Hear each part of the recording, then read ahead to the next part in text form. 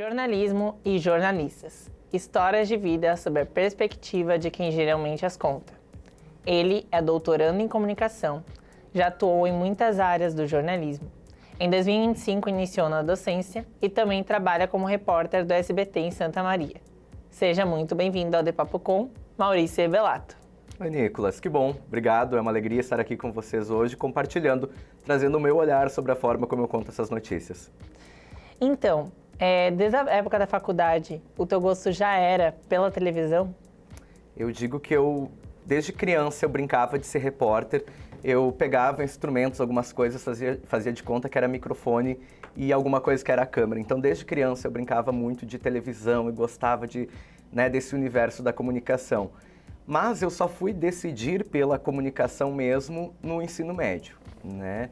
E aí o jornalismo surgiu, assim, eu tive a oportunidade de conhecer estúdios, conversar com alguns jornalistas e foi o que me cativou. E de imediato, assim, foi a televisão, né? Eu dizia que eu queria trabalhar na televisão, que eu queria fazer jornalismo por causa de TV. Sempre foi algo, assim, que me fascinou bastante desde a graduação. E durante ali a sua formação, né, como jornalista, tu passou por áreas como assessor de imprensa, jornal, rádio impresso. Como que isso formou o jornalista que você é hoje? Eu acho que hoje, cada vez mais, o mercado exige profissionais multimídia, né, que a gente fala, que é aquele profissional que vai atuar. Embora, por exemplo, eu possa estar atuando hoje em televisão, em algum determinado momento eu vou precisar produzir um conteúdo para a rádio, vou precisar escrever para o online, para o impresso. Então, eu acho que todas essas oportunidades, essa trajetória, essa vivência, ela ajuda a construir o profissional. E essas experiências que eu fui vivendo ao longo, trabalhei 3 anos em assessoria na minha cidade, tive experiências em programa de rádio, em jornal impresso. Tudo isso vai ajudando a construir isso, porque hoje em dia eu vejo o quanto isso me ajudou. Né, me ajuda, né, em função dessa experiência que a gente vai trilhando, justamente por essa cobrança também do mercado, né? Uma que é uma cobrança do mercado, né, que você faça essas entregas cada vez mais, e outra porque é a realidade, né? Hoje, principalmente com a questão do digital, eu vejo que a gente, os limites entre os campos, assim, eu acho que eles estão cada vez menos definidos, né? Eu vou para uma pauta de TV, mas ao mesmo tempo eu vou gravar uma sonora para rádio, já vou pensar numa foto talvez para mandar para o online. Então esses limites eles estão cada vez menores e essas experiências todas ajudam. Então eu acho que isso é importante, né? Quem pode vivenciar essas experiências, buscar essas experiências, seja de forma voluntária muitas vezes, seja estágio, acho que tudo enriquece o profissional, né? E depois de formado, né, tu continuou estudando. Em 2013 você começou a sua especialização em televisão e convergência digital. E como isso te ajudou para a tua carreira como jornalista?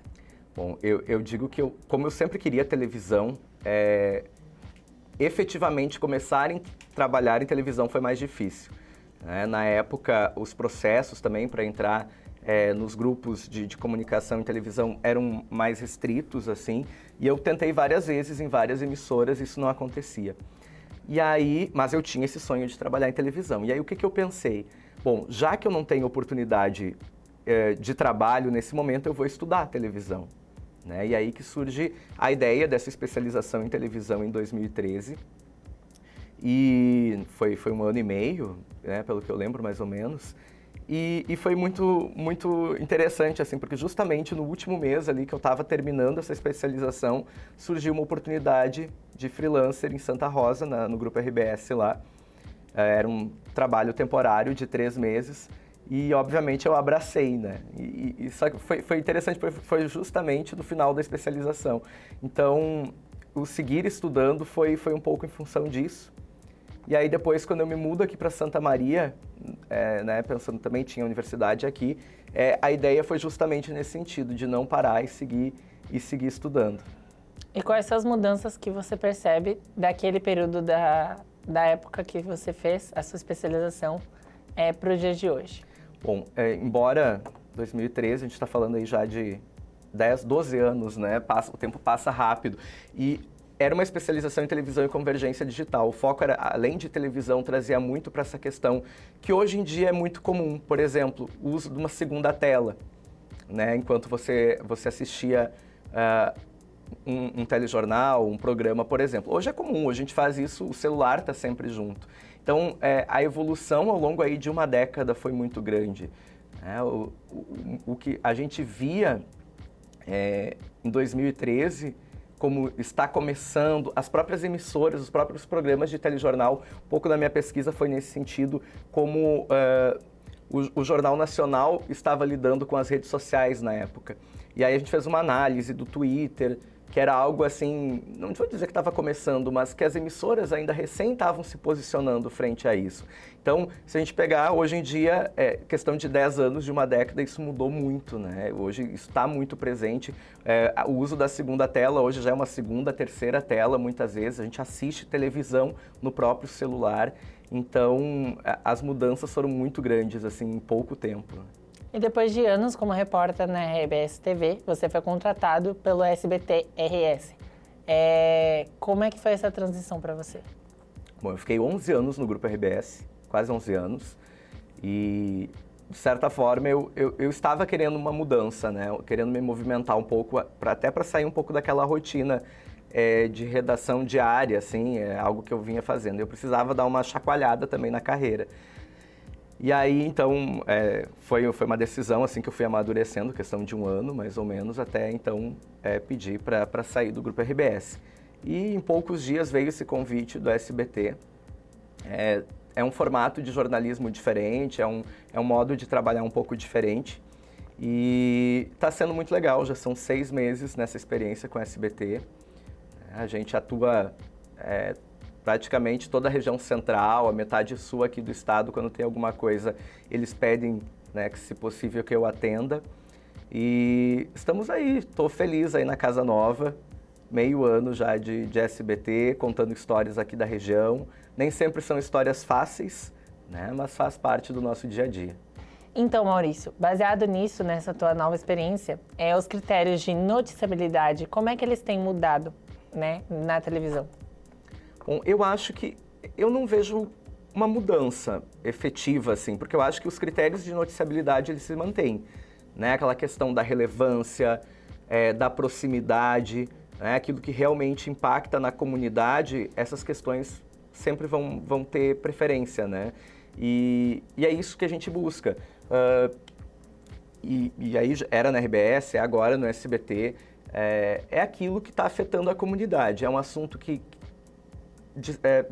está próximo da comunidade, está afetando aquela realidade de alguma forma, a gente vai dar. Né? E aí como é que funciona isso? Essas sugestões elas chegam das mais variadas formas, né? Pelo próprio olhar do jornalista, pela sugestão de pauta que vem dos próprios telespectadores, a própria produção. A nossa produção hoje no SBT é em Porto Alegre, eles estão muito atentos ao que está acontecendo aqui também, então eles mandam muita sugestão de pauta e assuntos que poderiam render por aqui.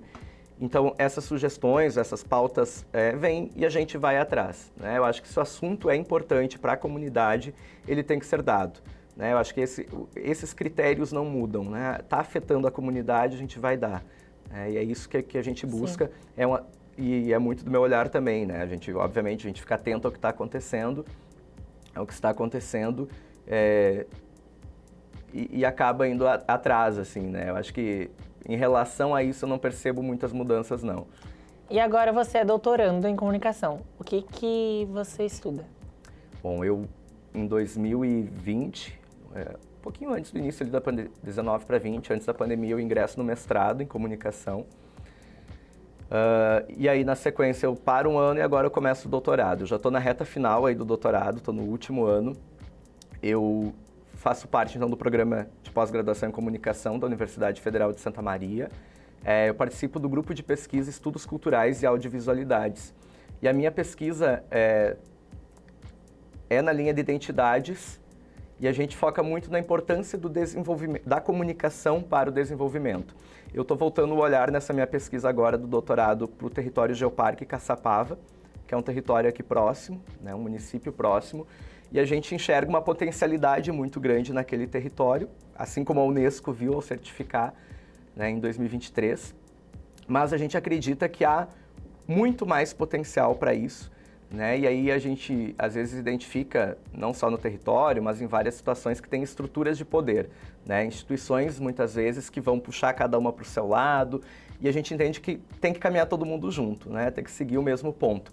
E a gente está trazendo essa proposta da comunicação como um eixo central para que esse território consiga atingir o desenvolvimento sustentável. Então está sendo muito bacana assim, a pesquisa. Eu já fui várias vezes a campo lá conhecer mais o território, conversar com as pessoas, muitas entrevistas, né? São várias técnicas aí para a pesquisa que a gente está usando. Semana passada estava lá em Caçapava participando de um evento com eles. Então é muito legal, assim, tu vai se inserindo no território, tu vai conhecendo as pessoas e tu vai vendo a importância da comunicação, como ela acontece ou não acontece muitas vezes.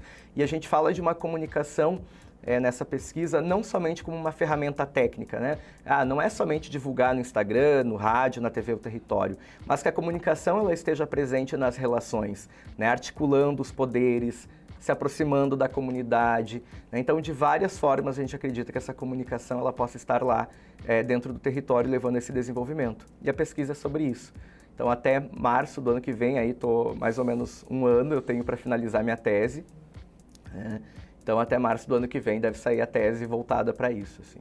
E com base nessas experiências que tu teve ao longo dos anos, o que o Maurício, da graduação, diria para o Maurício jornalista hoje? Olha que pergunta.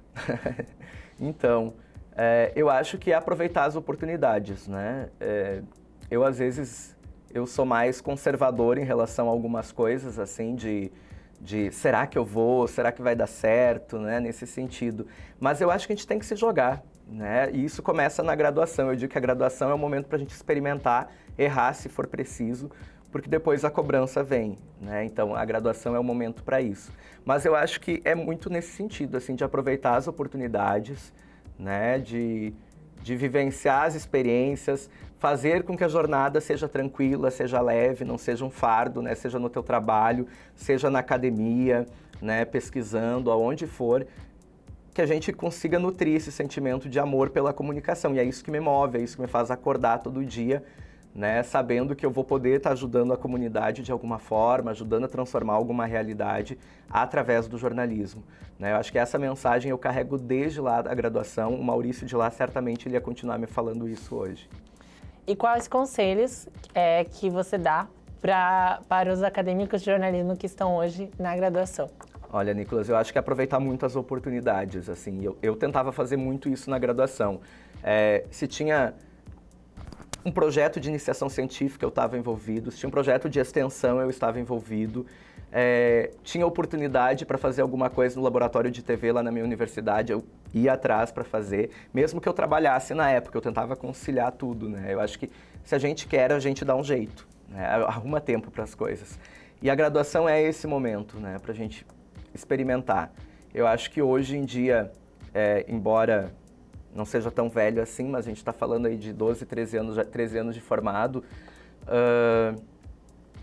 as coisas mudaram muito e tem muitas coisas que hoje com a internet, que é bem mais acessível, parece que as coisas facilitam e a gente pode às vezes querer deixar que as coisas aconteçam mais fáceis, assim.